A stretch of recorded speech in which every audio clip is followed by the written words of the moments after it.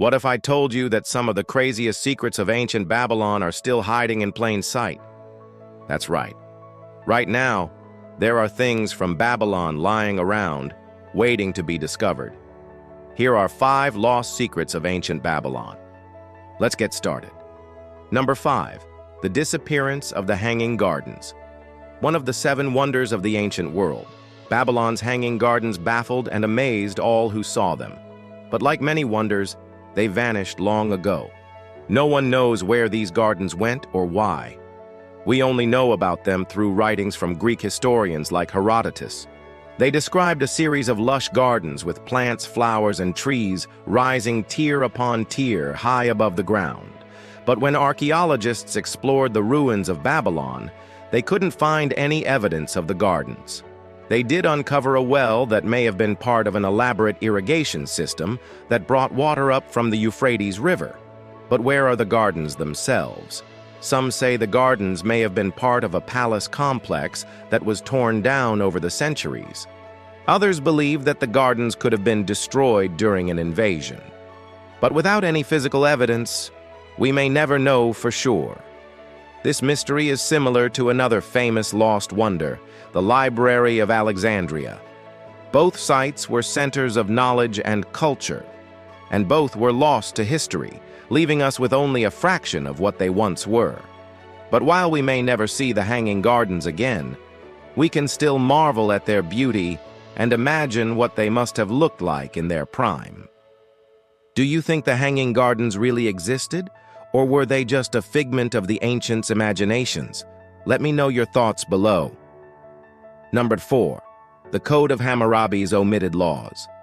Imagine living in a world where your rights depended on who you were. In ancient Babylon, it didn't matter if you were rich or poor, a man or a woman, everyone had rights, or at least everyone except slaves. It all came down to the law code established by King Hammurabi in the 18th century BC. He created a set of laws that applied to all people equally. This code became known as the Code of Hammurabi and included everything from property rights to marriage laws to criminal punishments. You may have heard of an eye for an eye. That's from here. But not every law was so harsh. There were even laws protecting women and children. However, there was one group of people that wasn't protected: slaves. Slavery was common in ancient times, and slaves were considered property rather than people.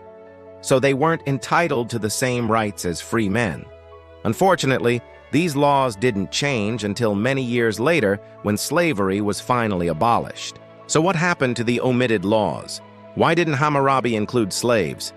Well, we don't know for sure.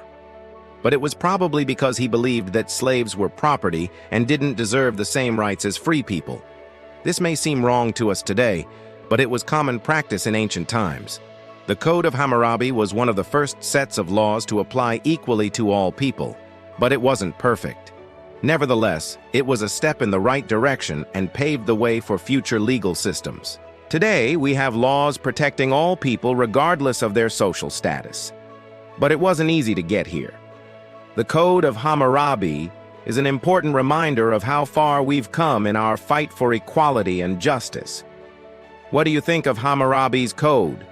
Was it a step in the right direction, or should he have done more? Let me know your thoughts below. 3. The Stargate. Ancient Babylon was a place of magic and mystery, and one of its most famous landmarks was the Gate of Ishtar. But what if I told you that this gate was actually a gateway to another world? It sounds crazy, but hear me out. The Gate of Ishtar was one of the main entrances to the city of Babylon, and it was decorated with mysterious symbols and designs. These symbols have been decoded, and they tell a story of a portal to another dimension. According to ancient texts, the gate was a powerful artifact that allowed travelers to journey to different realms. It was said that the gate was guarded by magical creatures, and only those who were pure of heart could pass through it. But that's not all. The gate was also said to have healing powers. Those who passed through it would be cured of all diseases and ailments. Of course, this sounds like a fairy tale, but there may be something more to it. After all, the ancient Babylonians were known for their advanced knowledge of science and technology. They developed one of the earliest known systems of mathematics, and they made incredible discoveries in astronomy. So it's possible that they may have stumbled upon a scientific phenomenon that we don't understand yet. Maybe the gate was a natural energy vortex or a doorway to another dimension. Of course, this is just speculation, but it's an exciting possibility. If the ancient Babylonians really did discover a gateway to another world, then anything is possible. Who knows? Maybe one day we'll make our own discoveries that will blow our minds. For now, though, the secrets of the gate remain lost to time. What do you think? Could the Gate of Ishtar really be a gateway to another world? Let me know your thoughts below. Number 2. The Cursed Tablet. Imagine stumbling across an ancient artifact that holds unimaginable power. That's exactly what happened to one unlucky Babylonian king, Nebuchadnezzar. According to legend, the king found a tablet inscribed with powerful magic. He thought he was gaining immense power, but little did he know it was cursed.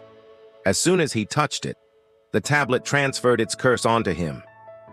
Suddenly, Nebuchadnezzar was transformed into an animal, either a lion or a bull. This wasn't just any animal. It was a creature with 7 heads, representing the 7 gods of Babylon. This was no ordinary curse. It was a divine punishment. The gods were angry at the king for something he had done, and they used the tablet to teach him a lesson. To break the curse, the king had to perform a series of tasks, but he failed.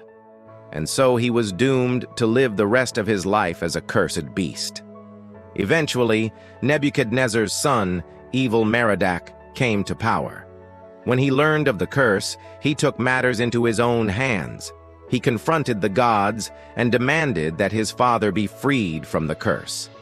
Finally, the gods agreed and lifted the curse from the king. Nebuchadnezzar was returned to his human form, but he was never the same again. He spent the rest of his days wandering the wilderness, away from the comforts of civilization. What's the lesson here? Don't mess with cursed artifacts. It may seem like a good idea to gain the power of an ancient cursed tablet, but it's not worth the risk. You never know when it might backfire.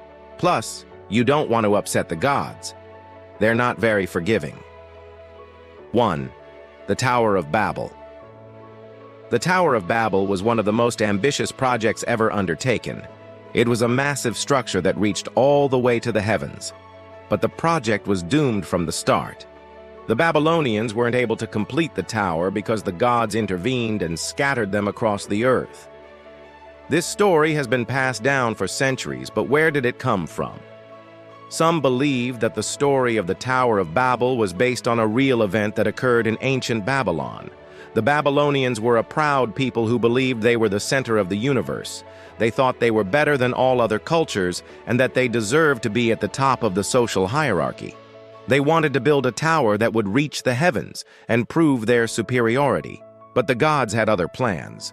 They wanted to remind the Babylonians that they were just mortals and that they should not get too big for their britches. So the gods scattered them across the earth and confused their language so that they could not communicate with each other.